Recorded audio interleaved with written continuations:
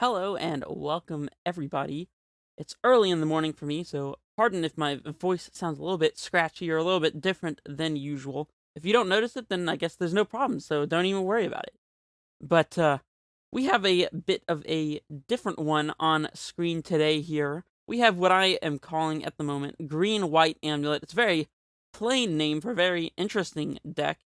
It's got a number of different influences, including Titan Vial, which you may be familiar with as one of F. Paulus's or Francisco Paulush's homebrewed decks.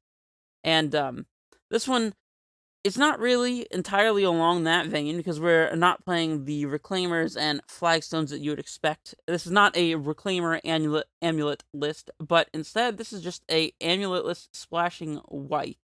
And the cards that we are gaining from this, you can see on the screen here. They are Eladamri's Call, a 2-mana tutor for any creature card. Path to Exile, a clean answer to many different threats that does not cost us life like Dismember does. And Celestial Purge, a 2-mana instant that's capable of exiling any black or red permanent. This includes problematic things such as Blood Moon, Death Shadow, Scourge of the Skyclaves, Magus of the Moon. There's a lot of different targets for this card, so many that's almost overwhelming to try to discern what all they are, but obviously in the games that we play, we will see its usefulness come up. Of course, there is a cost to splashing a color other than blue in your Amulet deck, and that is you have to contort your mana base quite dramatically. And we see that we have 4 Selesnya Sanctuaries here as our main bounce land of choice, and only 1 Simic Growth Chamber, and only 1 Tolaria West. In fact, I would be playing 0 Growth Chambers and 0 Tolaria Wests to increase our white source count even more so. But the problem is that you need your Primeval Titan to be able to set up another Titan with Growth Chamber and Tolaria West so that you can transmute for Summoner's Pact down the line, and that comes up against grindy decks or control decks where you want to play around Path to Exile frequently enough that it's worth having 1 copy of each of those lands. So we do see those appearing here. But otherwise, we've got pretty much a vast number of white sources. The most that I could reasonably fit without cutting cards that are important. So we do have access to our 8 bounce lands. I think 8 is a good number to be playing. 4 of those being white sources. We also have a copy of Kabira Crossroads over the 1 Radiant Fountain. This is a white Radiant Fountain that enters tap. And hopefully the entering tapped won't bother us much here, as we do have access to a few copies of Turn Timber Symbiosis, in addition to some other ETB untapped lands. We have 2 Temple Gardens here over the 1 breeding pool that you would usually see. We get 2 copies of it because we are trying to draw these white sources enough to reliably cast our spells. We have 2 fetch lands, both Windswept Heath, and we also have the 1 Crumbling Vestige, I suppose, does count. I thought that there was a Plains in here. Okay, sorry. I had to go and add 1 copy of Basic Plains because it's very important to be able to search for a Basic Plains with your Titan triggers or Golos trigger or whatnot in order to play around Blood Moon, setting up a Celestial Purge. Of course, we do have Karns that we can resolve in the instance of a Blood Moon if we don't immediately have the Celestial Purge available, but I'll get into that in a second. So we are playing quite a number of white sources here. We do still have access to 1 Cavern of Souls. Again, this is something that we can search for off of Tolaria West. It's also something that our Primeval Titan can set up, so we have an uncounterable Dryad or second Titan or whatever the turn after we play a Titan. So we're getting a lot less utility out of Cavern than in a list with blue, since transmuting for Cavern of Souls is going to be unlikely to occur. So we'll see how that pans out. Still probably worth having 1 in the deck, I would say. So in the main deck, we do have a lot of the same things you would see in an Amulet shell. We have our Titans, we have a couple Turn Timber Symbiosis, which I don't believe that I've played on the channel up until this point, but I do now have access to them, so you can expect to see that one moving forward. We have our 2 Azusas, 4 Dryads, 4 Grazer, 4 Amulet. These are the standard. However, you'll notice that we are lower on copies of Summoner's Pact and higher on copies of Eladamri's Call. So the only downside to Call is that it does require us to have one of our numerous white sources, and that it costs 2 mana straight. So it's a little awkward when you want to top deck a Pact and immediately cast a Titan with 6 mana, and you top deck Call. That means you have to wait one more turn, generally, in order to cast your Titan. However, Call is going to be useful in getting stuff like Golos, and it's going to be better against things like Ashiok, because if you just pass with 2 mana up on turn 2 and they play an Ashiok, you can call in response and not have to lose to your Pact trigger. It'll also let us get things out of the sideboard, like Reclamation Sage, without having to tap out the turn after, thanks to a Pact. So that has some upside here. There was a point in time where I included one copy of Eidolon of Rhetoric in the sideboard. It's specifically a hate piece against Storm, but as you may know by now, I'm not a big fan of cards that are limited in their scope and only useful against certain archetypes or a very small subset of decks. That's why I don't play cards like Gaia's Blessing and the like. I believe that sideboard slots are valuable, and so that's why we're no longer playing Eidolon. But if you wanted to splash some white sideboard bullets like Eidolon of Rhetoric, then Eladamri's Call can get those, and Summoner's Pact cannot. So that is something to consider, although that's not currently present in this list. In testing, I found that because of the lack of Growth Chamber in Tolari West, and the fact that we don't really have any way to continue accruing advantage if our Titan gets answered, that the list needed some more additional threats. So I have added Karn the Great Creator and Golos Tireless Pilgrim from the original list that did not have them.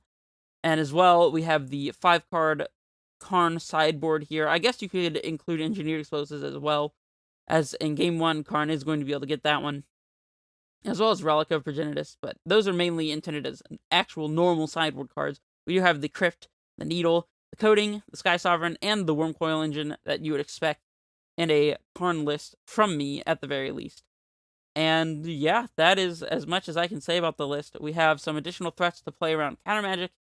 We have a very large and extensive plan against Blood Moon, and otherwise we're just a Primeval Titan deck that just does what it does. So, let's see how this does. I will see you guys in match 1. Alright, we have our match. And for those of you wondering, the card that I cut for the basic planes was 1 copy of Castle Garenbrig. So, just to answer that question that could be looming, as I don't believe I mentioned it in the intro. On the draw, unfortunate, but we'll deal. We have an Amulet, 5 lands, including the... No, 4 lands, including the Turn-Turner Symbiosis, and a Golos. Don't know if this type of hand is going to be good enough. We still need a ramp piece, and a Grazer only does so much to help. But we do have a threat, although we have several tutors that we can mulligan into as well. I'm going to mulligan and see if we can get something a little bit faster. Well, I suppose this does count. We also have Garenbrig to speed up our access to mana here. Garenbrig, not restricted to green creatures only, as I maybe once had thought before I played Amulet, but this can actually cast any creature spell or activate any creature ability, so this is going to allow us to accelerate Golos as well, believe it or not. We'll definitely keep this. And I think we bottom the Hanweir. The Tolari West means that we're more likely to be able to transmute a Tolari West. It's less likely in this list than it would be in other lists, but at least we already have 1 blue source ready to go. We have plenty of untapped sources here, so not super worried about that. And we have a Titan to ramp towards, so our opponent leading on tapped Mystic Sanctuary Pass, huh? We'll see how the control matchup goes for this list. I'm not really sure. I've only given this list preliminary testing, so if it proves to be good, we will learn together here. Turn-Timber Symbiosis, huh? Yeah, let's play that one, I guess. And pass it back.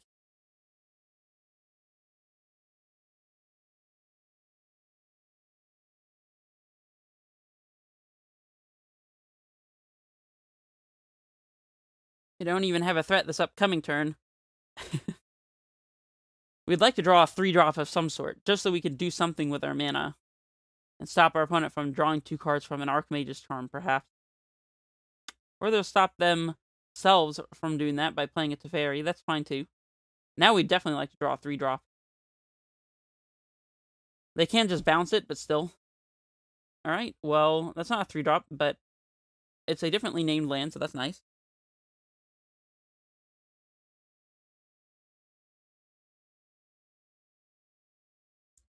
You'll also notice that this list does not have access to Active Negation, which is one that would otherwise be relatively reasonable against control, as we can't really easily transmute a Talari West for it, with the only one copy that we have, which is really only intended to find a Summoner's Pact if we're playing around removal, so...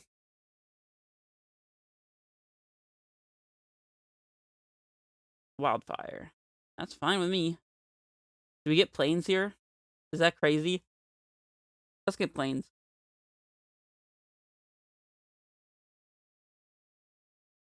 There's a Dryad. So we can slam Golos here.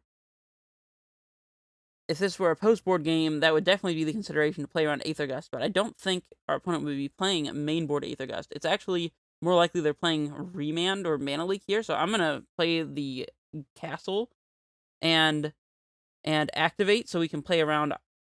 Ooh, I guess activating doesn't actually play around Mana Leak, but it does play around Remand, so this is the play that I will go for. Yes, as these mana can only be paid for creature spells or abilities, paying to a Mana Leak is not paying for a creature spell. Looks like it goes through, though, so we'll play our other Garen Break here. One short of casting a Golos, sadly. And we'll pass it back. Our opponent, I don't think they did anything with Teferi the last turn, did they? I think they missed a plus.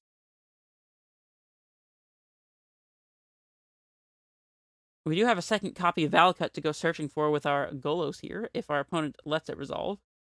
They may or may not. We will see. They do have a fetch land to buy back a Cryptic, though, so... I don't know. It's going to be difficult to play around our opponent's spells here, but we'll have to try to manage.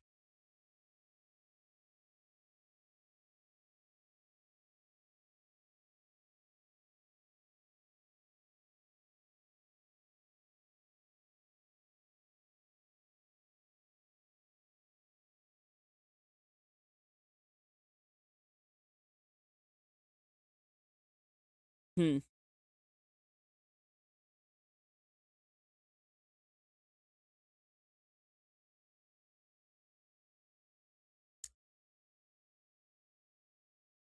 I don't think just jamming a Titan here is the right thing to do. It's kind of awkward, but I think we're supposed to just play a Dryad and pass back. Maybe play the Amulet, too.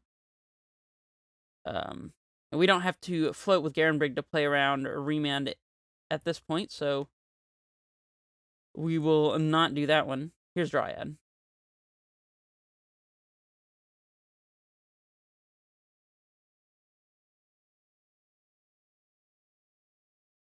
And to be honest, we probably don't want to play into Mana Leak with our Amulet. Actually, maybe we do, because if they Mana Leak the Amulet, then it's better than leaking one of our real threats, so... leave that one up. Play Amulet of Vigor. They can counter this if they would like to.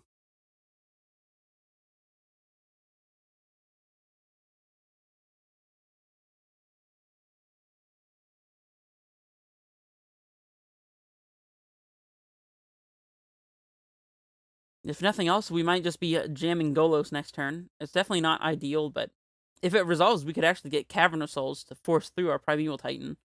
So, there's that. Of course. I'm more than happy to see that. Amulet not doing anything particularly important here.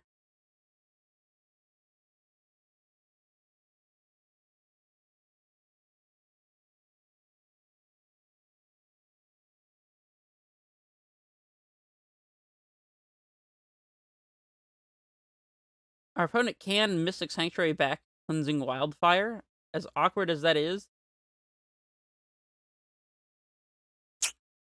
So, exposing our second Valakut may not be a great plan here, and in all honesty, going for the Cavern of Souls might not be very useful either. And we can't do anything during their turn anyway, so might as well just yield. Or we could just naturally draw the Cavernous Souls.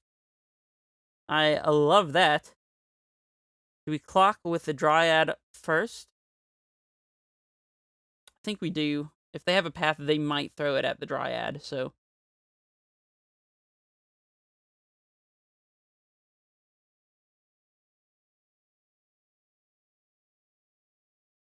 Trying to get these counters off of Teferi while we can.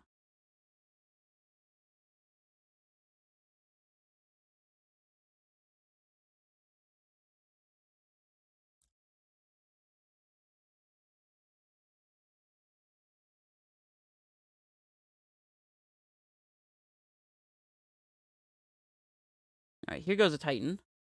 And now what we set up here is a little questionable. We could get Valakut and Field of the Dead.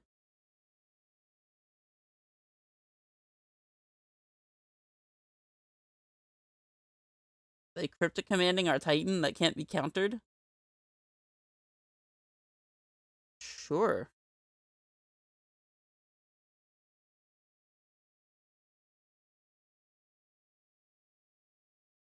Yeah, that was a bit of a mistake here. Now I'm interested in getting Bajuka Bog, although to be honest, it just forces them to buy back the cryptic. It doesn't necessarily stop them from doing anything.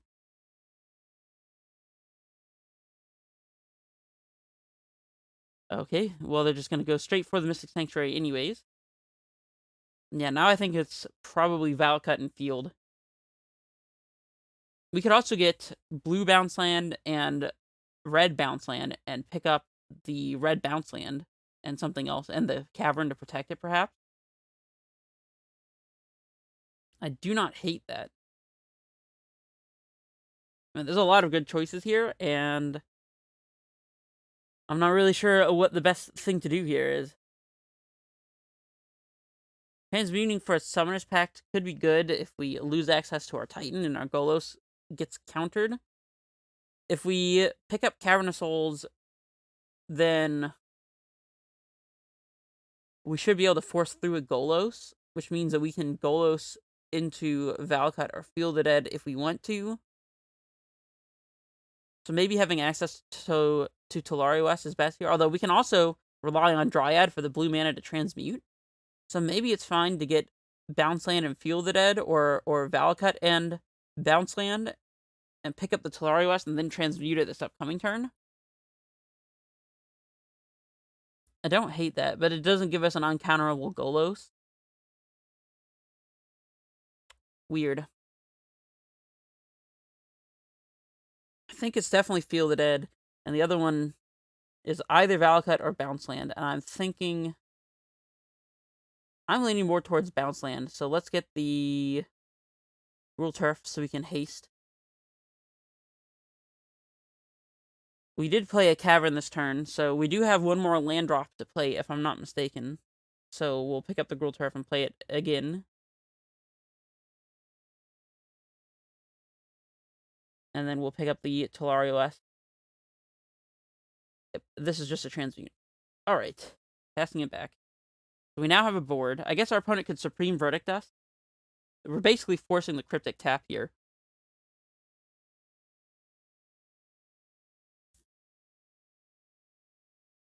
I suppose once they Cryptic, then we can slam Golos, so that we're not risking our Golos to counter magic. So, and that way we can get Valakut and start getting some amount of headway here without having to attack.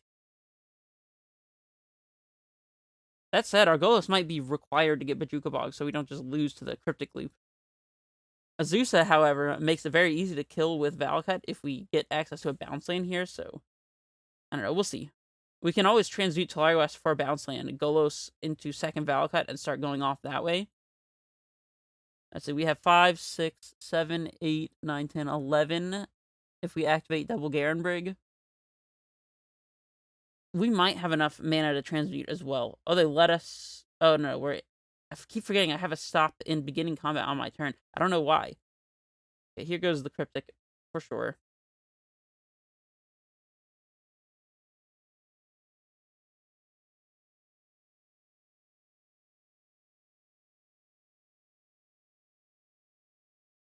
Tap, draw. You got it.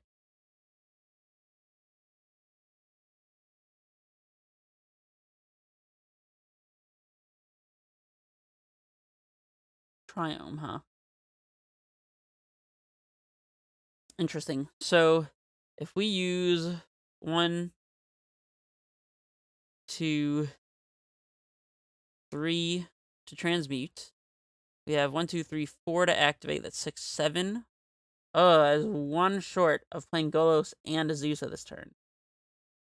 Oh, that is so close. Alright, well, I guess we need to play the Golos first and just get all of our information here as fast as possible. Making sure that our Golos works and that we have access to the Valakut before we transmute for our bounce land.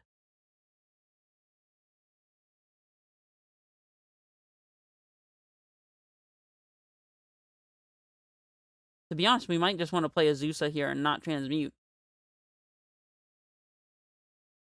We also could, at some point in the future, start activating Golos. So there's that.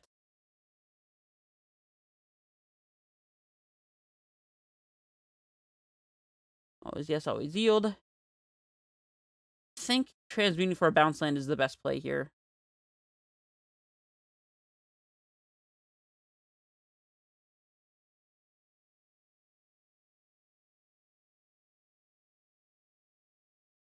Alright, we don't have a Sanctuary yet.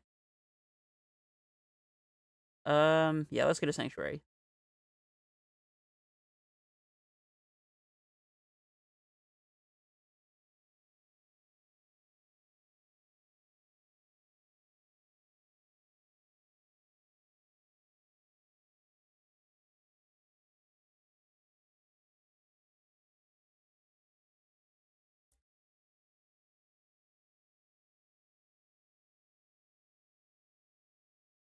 Okay, opponent. If they go for the Cryptic Tap, we can activate Golos in response. It's pretty ridiculous.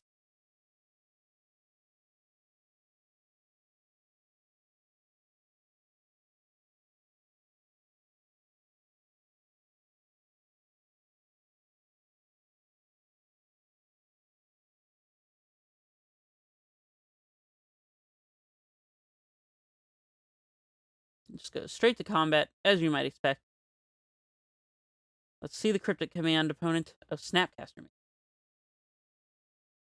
Sure thing.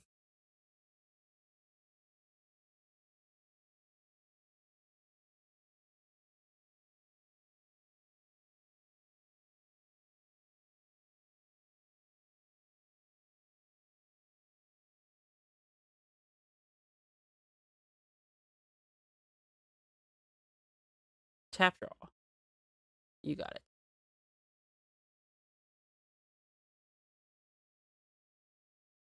Do we activate Golos just for the meme value, or just play Azusa for straight up lethal? We have 1, 2, 3, 4, 5, 6, 7 to activate, and 3 to play Azusa, so we can do both. So I'm definitely doing both.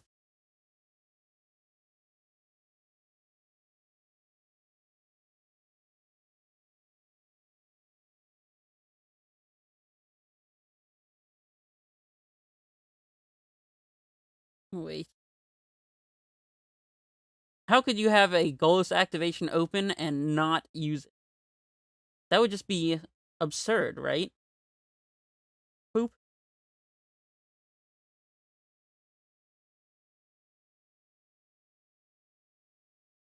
Oh boy. We are in business. Primeval Titan. Path.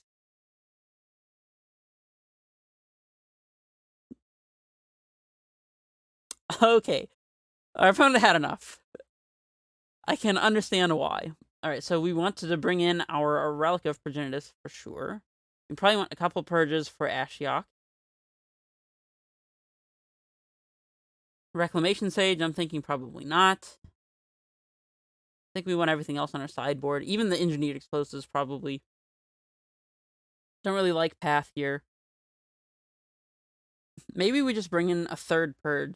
Despite the fact that we have multiple ways to play around Ashiok, including a Karn, the Great Creator, or resolving several creatures like a Dryad or Golos to just beat down the Ashiok, but I am very scared to death of that card.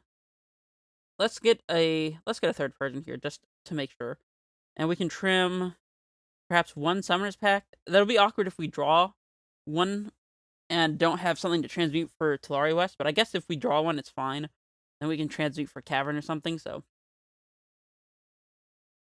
Let's get rid of these Grazers as well, for sure. Grazer's one of the weakest cards in this matchup.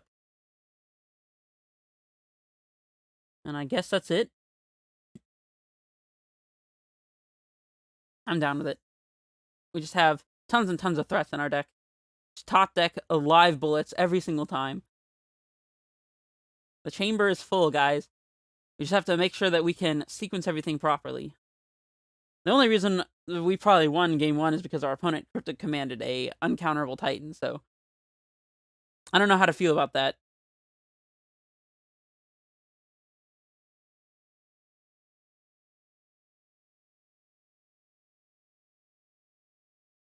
We did get to see that they have Force of Negation, which obviously you would expect, but it allows us to know that we have to be careful in concerning where to play our Karns. So, thinking about Force of Negation is definitely going to be important. If we want to play around both Force and Aether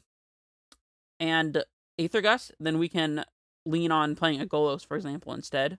We'll definitely keep this. We have the natty Cavernous Souls here. We have a Celestial Purge and a White Source to go along with it to kill our opponent's Ashiok. We have a Relic of Progenitus to hose things like Snapcaster Mage and Mystic Sanctuary loops. We have all of our mana that we need. We are 1 green short of Titan mana by activating Garenbrig, or just by naturally hard casting Titan, but actually I guess we have Cavernous Souls if we wanted to hard cast Titan, so hand seems perfectly salvageable.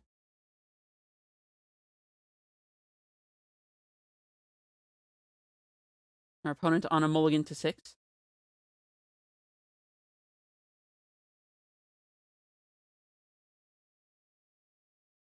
We do have to play around Wildfire. There's our green source. So let's definitely play that out, and we'll slam this Relic.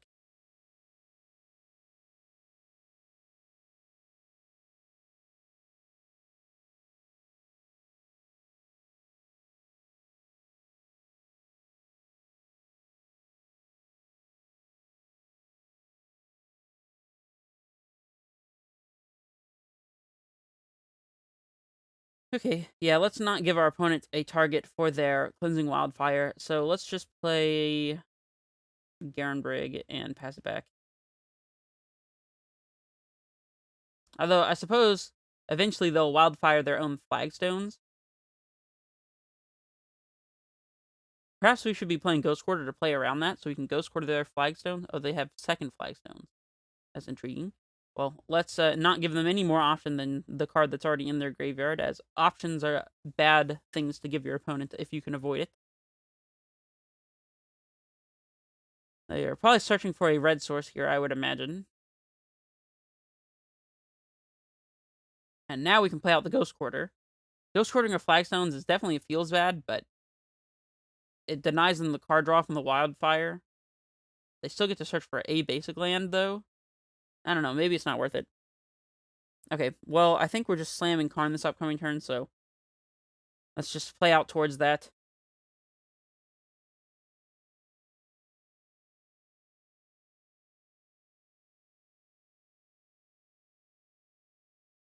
What do we name with our Cavern? Probably just Giant, right? Since we can call for a Titan. Sometime down the line, that is.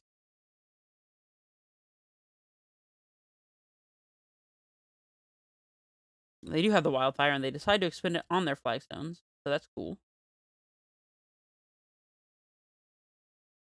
So now we are safe to play a Sanctuary, most likely. Our opponent has tapped low here for our Karn the Great Creator as well, so go ahead and Relic them now.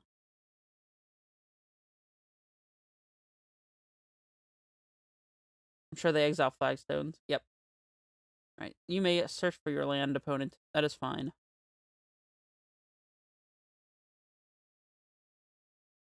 Yeah, I just decided it wasn't worth wasting a Ghost Quarter to counter the card draw of a Cleansing Wildfire and nothing else. I wouldn't trade my Ghost Quarter for one of my opponent's cards, most likely.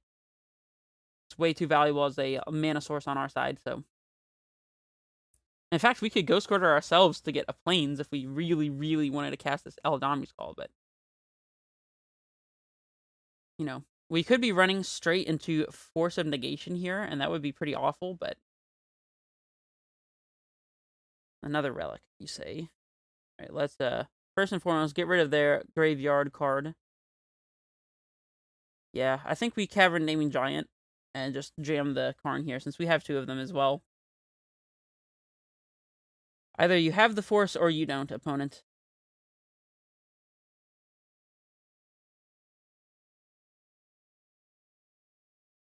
And they don't. So we'll plus to play around Bolt. I suppose that's fine. Do we animate our relic? I guess not. I don't really see a need for that. So now we can minus Karn to get coding this upcoming turn and deactivate a land, leaving it at 4, so it survives a lightning bolt, and then go from there, start destroying our opponent's lands and having a fun time. You know, all these beautifully, carefully planned red sources. Not long for this world. Sadly, I must say. If our opponent wants to double bolt our Karn, then that's pretty good news for us, actually.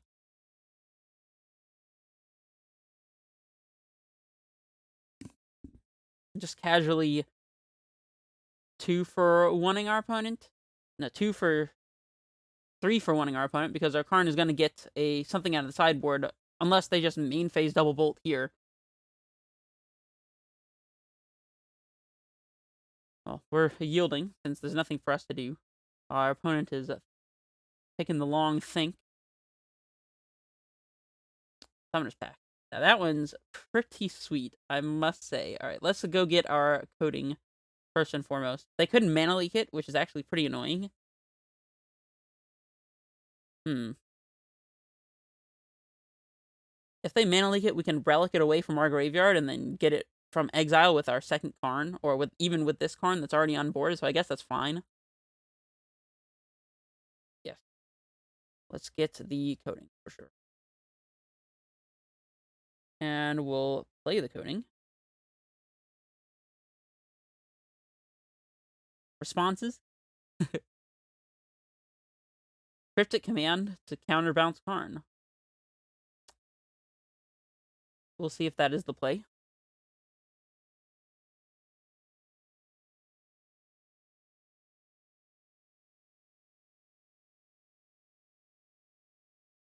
At this point, I'm not sure if they wildfire our Sanctuary, if that's really so bad for us.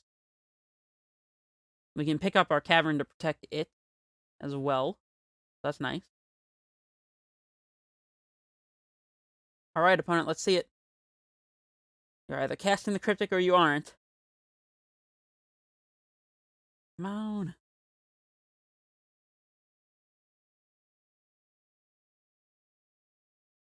We have so many of our bases covered. Return Karn. You got it, opponent. Let's get that Cryptic out of here. Alright, let's play a second relic. And we'll Sanctuary to bounce our Cavern. And we'll pass it back.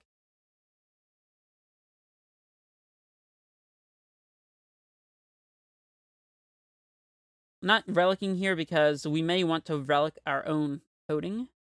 I don't know, that might be wrong. We might have given our opponent a window to utilize a Snapcaster Mage, sadly. Alright, well. We'll see once and for all. I suppose we could just pop a relic if we absolutely had to play around Snapcaster Mage, but...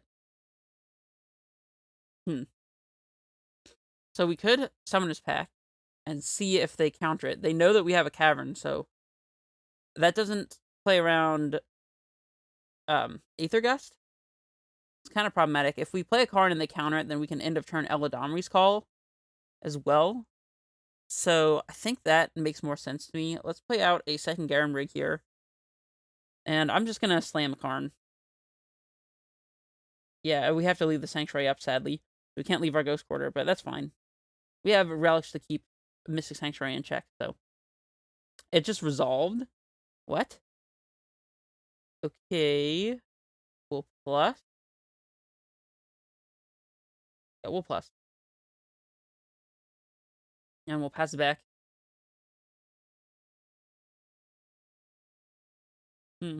Did not expect Karn to resolve. Not gonna lie.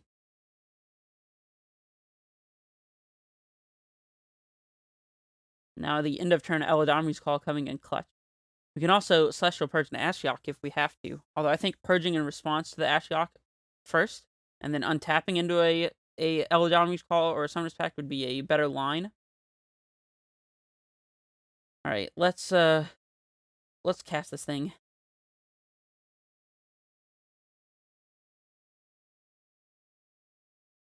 I sort of have to counter this as well. Gust. We'll put that one on top. So they did have the Gust. So it's a good thing we didn't go for a Titan. We'll get rid of that one.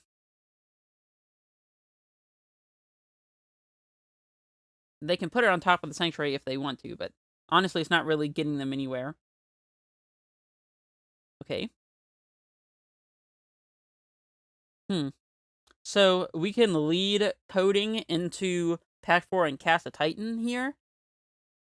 Since we have access to the cavern here, we could still activate Garenbrig, although we wouldn't have an uncounterable Titan. But I still think it's a good enough line. Yes. Let's get coding from our Exile here. And we'll play it.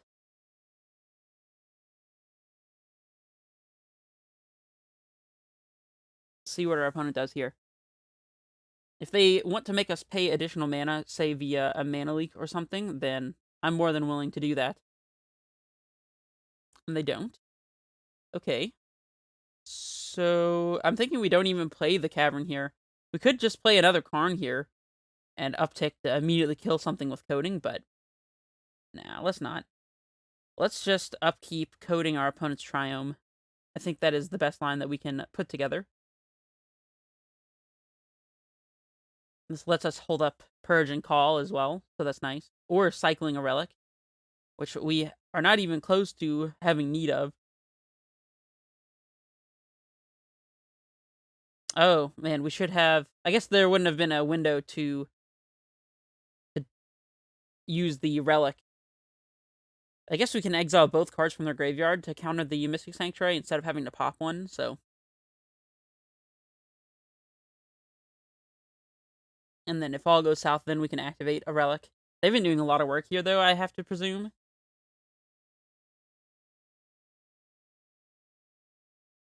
Oh, I forgot to coding. Yikes. Oh well.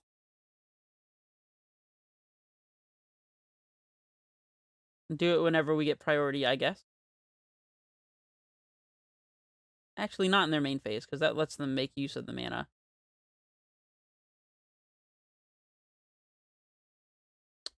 Yep, let's go for the call again. They can counter it if they want to. I suppose if they do counter it, it might be worth cycling a Relic here. Let's get Titan. We could have gotten Golos to play around Gust. That's interesting. Do we cycle a Relic? I think that maybe we do. Yeah, our one Relic has got this under control, so. Bog. Okay. Crumbling Vestige. Okay, so we're slamming Titan. Do they have an Aether Gust? That is the question. Let's start by killing their Triome.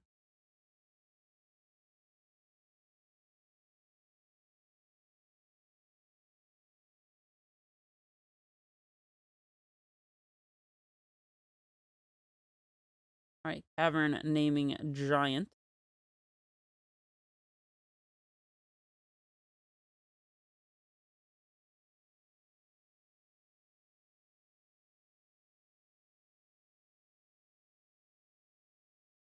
We just have to make sure we use the uncounterable mana. There we go.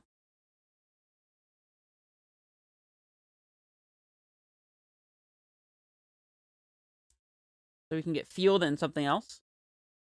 Path, that's fine. Alright, we'll get a Plains here. Still getting Field and something else, I think. Field and Talari West, perhaps. Although, it's not going to be easy for us to transmute Tolaria West anytime soon. Maybe Field and Bounce Land. I don't know, it doesn't matter. Let's get Tolaria West. We have 2 lands in hand, and we can draw a Bounce Land eventually.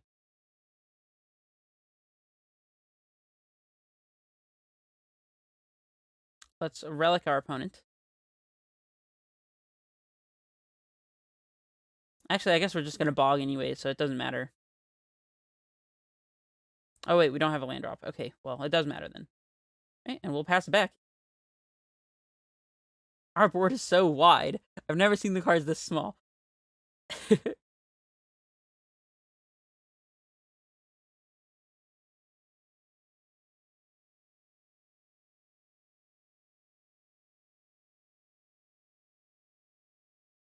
Amulet's not a bad pickup. Alright, so let's start by killing their white source. I suppose if we go after blue sources, we can play around Cryptic better. We do have a Cavern in play, though. Let's go after white sources. I don't see why not.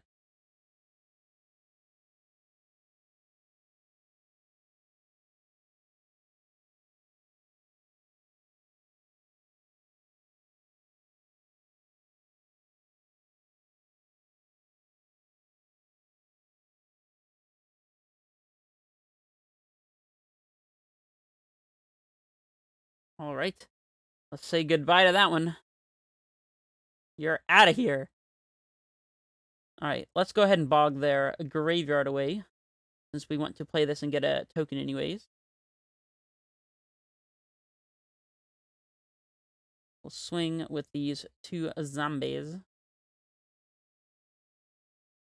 And let's play an Amulet, because why not? Ceremonious rejection. Oh, opponent. Oh, opponent. I feel bad for you, actually. And let's just continue blowing down our opponent's blue sources, so we don't have to worry about playing into Cryptic Command or anything crazy like that.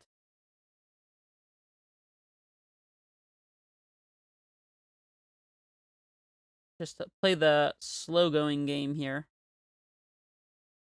Might have been better to target our opponent's island, actually, instead of the Mystic, so they couldn't just Cryptic bounce it. But, I mean, they don't have anything to use in their graveyard anyways, so...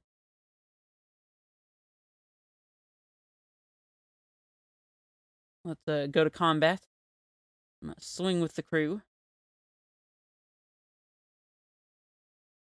And again, let's not let our opponent make use of their mana. Playing the Vestige doesn't represent lethal, but let's just do it anyways. We'll make a blue, because I feel like it. And we'll pass back.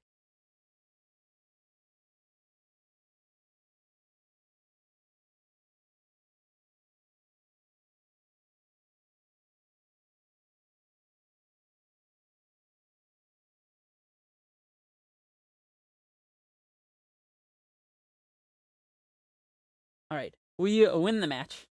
That was pretty exciting, I'm not gonna lie. Karn does a number against a control opponent, I must say. And having access to some additional threats to be able to run out into counter magic and not gas out. Very nice, very useful. So, yeah, that was a round 1 with a green-white Amulet. If you like this deck, leave this video a like, comment, subscribe, all that good stuff. If you found any enjoyment from this video, if you got any useful information, got some learning out of it, you know the deal here, and I will see you guys for the next one. This is Redface Menace, signing off.